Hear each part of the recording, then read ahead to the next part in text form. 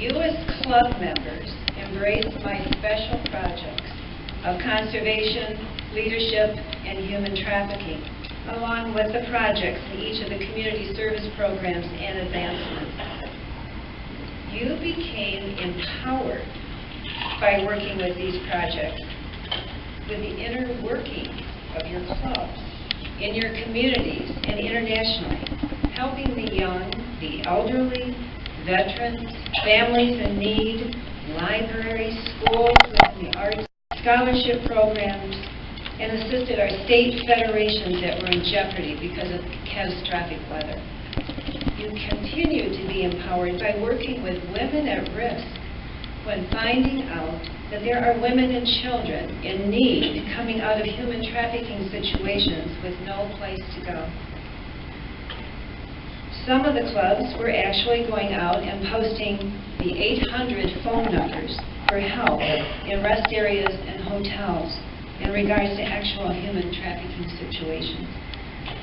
All the time, doing all of that plus so much more, while you were keeping our great state of Michigan so healthy and beautiful.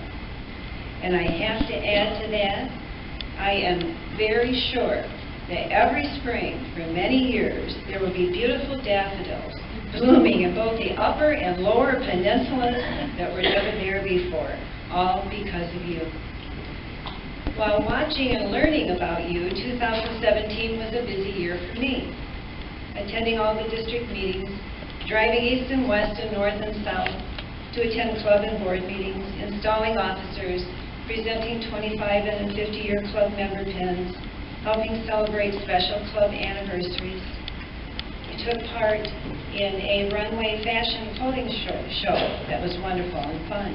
It actually stuffed over 300 bags for the district president for that event. And also had a lot of fun with the GFWC Runway Conservation Challenge, which you're going to hear about a little later. I attended the great GFWC International Conventions and the Great Lakes Region Conventions. And at Great Lakes, I was actually asked to bring forth a motion to assist Florida and Texas in their weather situation at that time. And I also had the very honor of introducing our Michigan Jenny Award winner at our region meeting, Chris Burns. I helped plan and attended our state legislative and leadership days with our state chairman. I actually planted urns in cemeteries as well, and I drug around flats of flowers and mulch for a beautification project. I attended the Guiding Harbor Net Foundation board meetings and have received many, many, many phone calls and emails from all of you regarding issues and concerns that we took care of together. However, I could not do any of those things without you. 2017 and this weekend is all and always is all about you. It is all about the amazing volunteer work you have accomplished in your communities and around the world and the love that you show while you're doing it. Once again, you have shown your desire to make a difference in a very big way.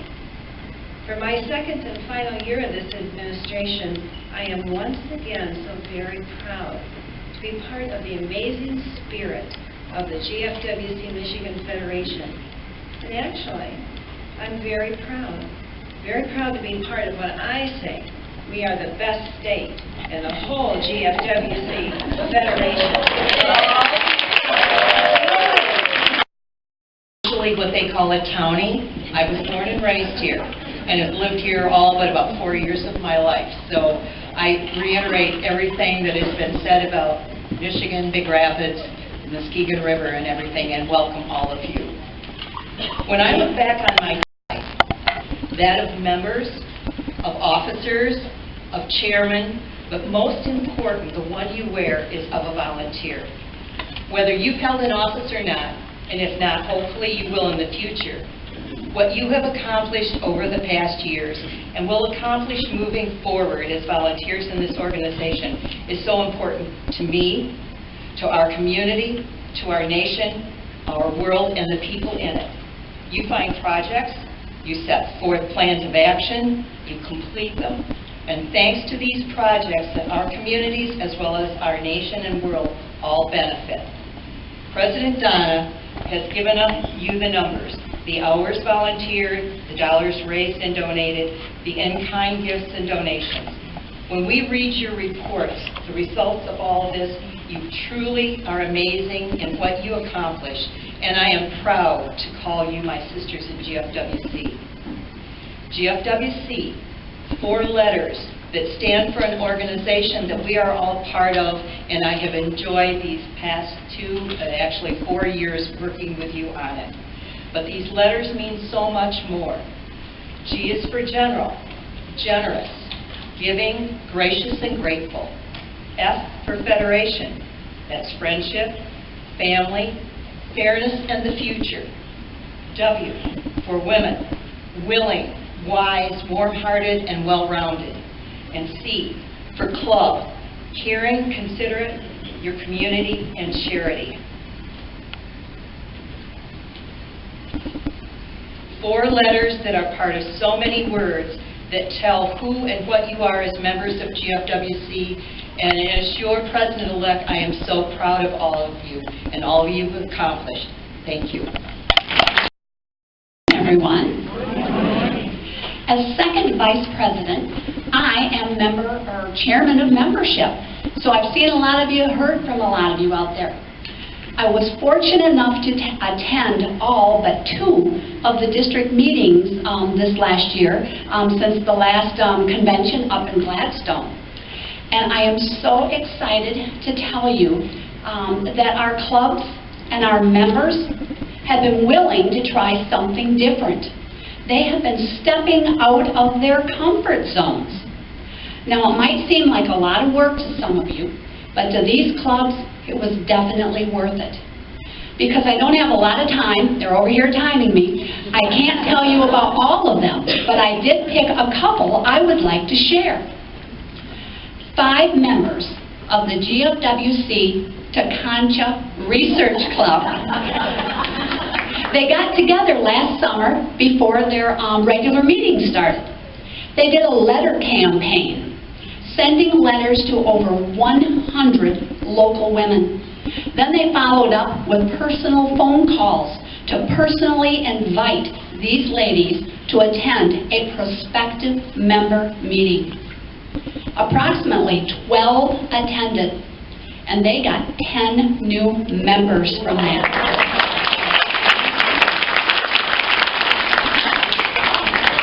Another one I was so excited about, GFWC Flushing. They advertised a meet and greet in their local newspaper, saying, no obligation to join. They also placed flyers in local businesses and advertised on Facebook. From 11 guests, they sponsored 9 new members. Sometimes you have to step out of your comfort zone. But with all this new blood, can you imagine what they're going to be able to do? Oh, you've heard this from me many times. Don't forget the real reason why we ask. Where would our communities be without us? I also know that at each district meeting, I encouraged all members to get an elevator speech. No longer than 15 to 25 seconds. And if you need help, just ask me, or look in the Clubwoman magazine. They've got lots of tips in there.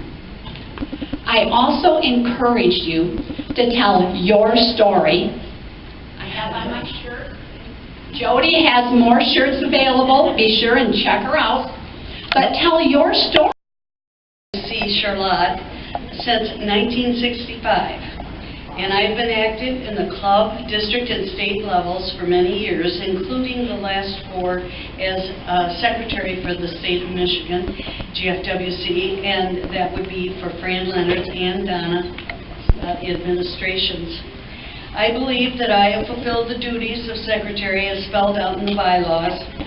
I took minutes for 5 board meetings, a convention, and an advisory meeting for each year, as well as processing the RSVPs and reports and sending reminders to those meetings. When the parliamentarian and president felt the minutes were accurate, I then emailed them to the board and placed them on file. The convention minutes were done by a committee, so communication between those members took place each year as well. 2 notebooks of calls of agenda and minutes were kept. One goes to the outgoing president and the other into our archives at the end of each 2-year term. They are organized chronologically. From time to time, cards were sent to club members for various occasions and reasons. A lot of email correspondence occurred between the presidents and the other board members and me relating to current issues throughout my term. Goes away. I want you to know I have been your state treasurer for 10 years. And I know you're all trying to say, why doesn't she go away? Why doesn't she? Well, I'm not. I'm here. Okay, I have attended and gave treasurer's reports for all 4 board meetings. At these times, I've also given an update of the budget. And I also attended all your district meetings for the last 8 years. I followed the bylaws of the Office of Treasurer. And at this point, the balance is in line with our budget. Yay! And because I am the treasurer, I hate to tell you this, but if your phone rings, you owe me $5. $5.